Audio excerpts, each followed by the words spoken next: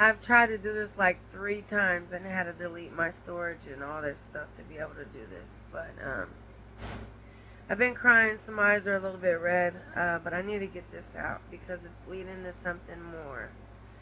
So I told my story on the first part about how I hid in the back seat of my mom and dad's car when I was little, like 5 or 6 years old. And I went with them to the stores, and we ended up going on a high-speed chase and getting away. So that time, yes, we did. But it also started a whole shower of events for me and my siblings.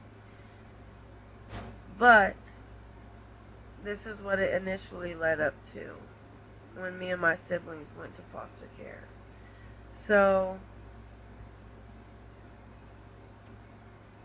we missed school for like a week. I didn't know. I remember asking where all the kids were, why they weren't playing outside, why I thought I was on like winter break or something.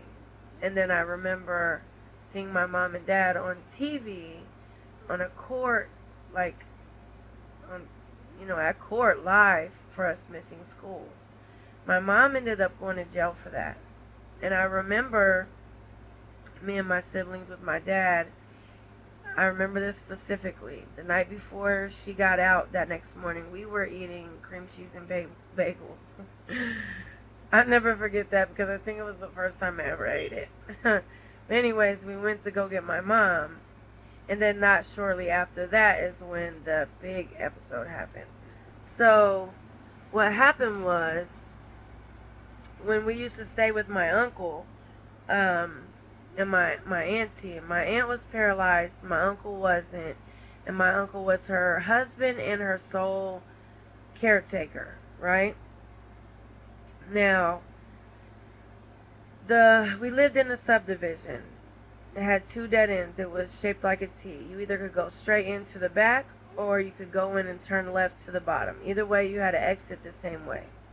So whenever my mom and my dad left, we started learning around the time they would come back, and we would watch for them. So when I seen them pull up, we would run back to our house. So our house was at the top of the T to the left of the end of the circle, the subdivision. And my uncle's house was at the bottom of the T at the end of the circle. So this time my brother Mitchell had went with my mom and my dad. And now that I think about it, I'm like, man, I started something bad when I was a kid. I should have never did that. But I know now that it was God, it was Jesus moving in my life. And I don't want criticized for this, but I know for a fact that's what it was. So it's crazy. I remember this day I was waiting for them to come home, and I remember seeing them pull in. I remember my mom was waving out the car door, smiling, excited. So I started running towards my house. Then I heard a helicopter, so I looked up, and then I heard police sirens, so I stopped. And then I started seeing the vehicles, one after another, entering into our neighborhood, following my mom and my dad, surrounding the entire house. And I knew then not to go up there to see exactly what was going on, but I wanted to be nosy and see what was going on. So I remember, because it was like 3 or 4 police cruisers, it was tinted window black vehicles, like 10 or 12 of them, a helicopter, more police cruisers after that, like I swear it was like 15 or 20. And like I said, they had my little brother Mitchell. So the house next to ours, because we didn't live in like a duplex, because the subdivision had either duplex apartments or had single homes. So I hid behind the neighbor's house and I just watched from afar. So this is what I'm getting at. The police had been watching them for a while because I remember a detective or a cop or whoever it was, I don't know exactly, was trying to wave me over there, saying like, "Ah, that's her daughter. Come over here." And I didn't, and I ran down to my uncle's house. I told him what was going on, and I hid. I don't remember the series of events that happened after that, but I do remember that me and Bubba went to my grandma's Levacy's house, and that's what I known her as, which really was my mom's boyfriend. Her, wait a minute, which she called Grandpa. Grandma Levacy was his mom, so she wasn't even our blood grandma, but I always known her as my blood grandma. And she raised my mom from a young age into, adult, basically. So I remember going with her, and I remember that my grandma told me, go hide underneath the bed, me and my brother. And we did. We went and hid under the bed. Somebody was banging on the door.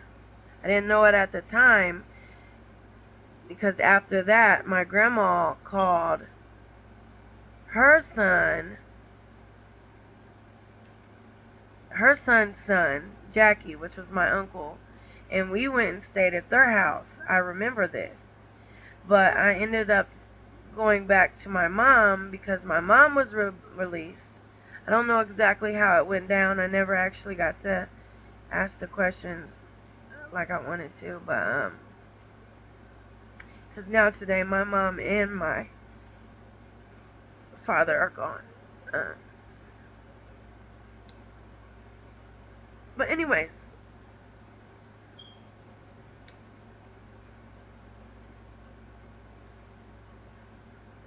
my mom was released. My dad went to prison. I don't know if it was this time, another time, whatever. I know my mom was trying to take care of us. Okay, because I remember being like real little.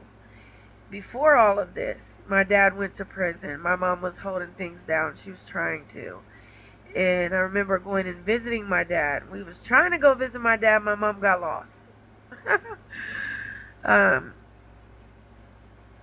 I'm also learning that the same gift that I have, that's also been a gift / curse throughout my life of knowing things that everyone else don't know. My dad also had. A lot of this stuff I just found out on my own. A lot of this stuff that I asked.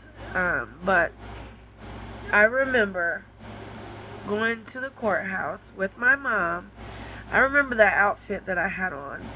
I had it was green and black polka dot skirt with a shirt, and the sleeves was green and black polka dot. I wore it all the time. I remember going to the courthouse with my mom, these people convincing us to go sit in the room and play with these toys while my mom seen the judge. And I remember when my mom came out of the courtroom, I remember seeing her screaming and crying when she left. She wasn't even able to come and see us and say goodbye. And I went straight to foster care with my siblings. I'm sorry I'm getting emotional, but this is bringing back a lot. But I need to tell you guys this because it's leading to so much more. We live in some serious times, and a lot of our lives are influenced, and we have no idea. We're all the same. We all bleed the same. Over time and generations, we've been divided against each other. And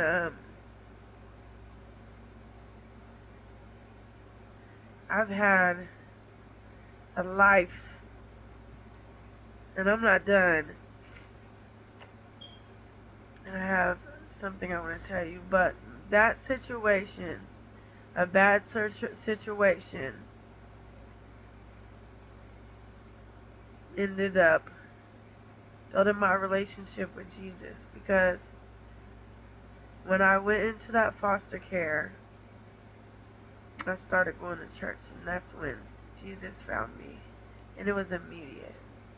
And now that I've gotten older and I've looked back on my life and the stories that I've been told, just like my mom telling me when I was a baby, she went to the phone booth. Something happened where she forgot the quarter, so she turned around to walk back home. As she was walking back home, a semi-truck smashed the phone booth. So, I know that God's been moving in my life since I've been here. And there's a purpose for the reason I'm drawn to tell my story to you. So, excuse me for being emotional. I have a lot more. I'm doing it on my own time when God leads me, but that's the second half. And this ain't for pity. This ain't for me for wanting you to feel sorry for me.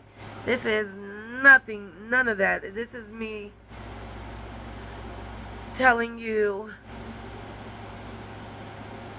what happened, how Jesus works, and sometimes we don't even know. And literally, I'm lucky to be alive, and I am blessed, and I'm not going to water that down for anyone anymore. I don't want anyone to feel like I think I'm better than somebody, because I don't. I definitely don't. And I have so much love in my heart. I don't like having to shut people out of my life because they don't accept me for who I am, or tell me for the faults or the wrong things I'm doing. Like, we gotta be better and do better. This isn't for clout. I have been drawn to tell my story for a long time, but every time I went to do it, I was like, something stopped me out of fear. But I'm not afraid anymore. There's a reason behind it. So, I don't know. Thank you guys.